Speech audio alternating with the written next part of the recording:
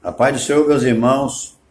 Filipenses 2,15 diz assim: para que vos torneis irrepreensíveis e sinceros, filhos de Deus, inculpáveis no mundo, de uma geração pervertida e corrupta, na qual resplandeceis como luzeiro no mundo. Aqui Jesus está falando, através do apóstolo Paulo, para que nós sejamos irrepreensíveis e nos tornemos luz ou luzeiro no mundo. No mundo. Eu quero me dirigir aos líderes da igreja, aos pastores da igreja, que eles têm essa obrigação de, como homem de Deus, dirigentes de igrejas, entendeu? Obreiros do Senhor, anjos, como diz a Bíblia, que estão à frente do trabalho, eles têm que resplandecer a luz deles diante do mundo e ser, como a Bíblia fala, exemplo dos fiéis. Deus tem compromisso nesses últimos dias com homens que tenham compromissos diante de Deus e da igreja, e que a sua luz resplandeça. Porque aqui o apóstolo aqui fala que nós estamos no meio de uma geração pervertida e corrupta. Já naqueles dias, Paulo falava, geração pervertida e corrupta. E nos últimos dias, nos dias de hoje, em pleno século XXI, a igreja tem se corrompido.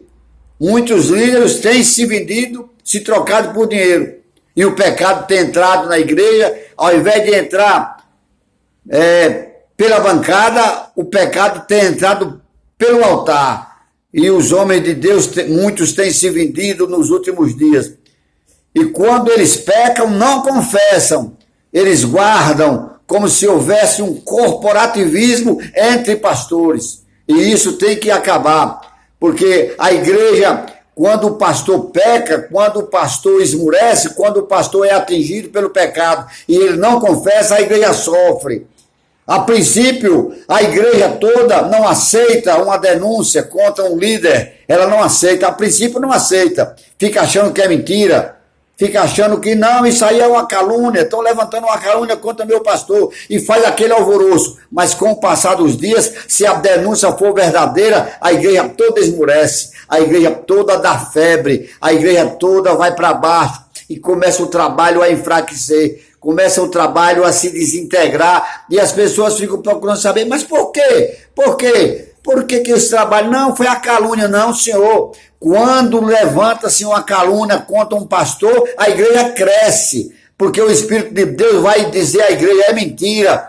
Tudo isso que estão falando é mentira. E o Espírito de Deus, ele se compromete a ajudar os crentes. E os crentes se unem todos aos pastores, aos seus líderes. E a igreja fica mais forte ainda. Quando é caluniado, você fica mais forte ainda. E se tratando de igreja, a igreja fica mais forte. Mas quando a denúncia é uma denúncia verdadeira, que o pastor às vezes caiu, que o líder enfraqueceu, que o líder fez alguma bobagem, que o líder cambaleou, a igreja começa sem querer acreditar, mas com o passar dos dias, as coisas vão acontecendo, as pessoas vão entendendo, o Espírito Santo começa a falar. O Espírito Santo não deixa a igreja enganada. O pastor, o líder, o dirigente, ele pode querer enganar a igreja, mas com o passar dos dias, o Espírito Santo vai falando, vai tocando nos corações e daqui a pouco toda a igreja esmurece, toda a igreja sofre, porque um membro da igreja, do altar, adoeceu,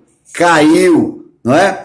Então a igreja vai sofrendo, a igreja vai ficando fraca, e ali, se não tirar o anátema do meio do povo, essa igreja toda pode ir à ruína por causa do pecado de um só. O pecado de Acã, ele levou toda uma nação à ruína. O pecado de um só levou toda a nação à ruína, a nação de Israel. Então, que Deus tenha misericórdia de nós e da igreja dos últimos dias. E nós conclamamos às mulheres e aos jovens do nosso país, da nossa igreja, já que muitos líderes têm se corrompido, Deus vai levantar mulheres fortes, mulheres comprometidas com o evangelho, mulheres donas de casa, jovens, Deus vai levantar até crianças para dizer ao altar, cuidado altar, cuidar do altar. Deus é quem está no comando da sua igreja e ele vela pela sua palavra para cumprir. Estamos precisando de homens que possam resplandecer a luz do evangelho diante de Cristo, porque nós vivemos numa geração corrupta, uma geração perversa e corrompida pelo pecado, como diz aqui Filipenses 2, versos 15. Amém, irmão? Que Deus abençoe. Peço aos irmãos para que acesse o nosso canal no YouTube e vamos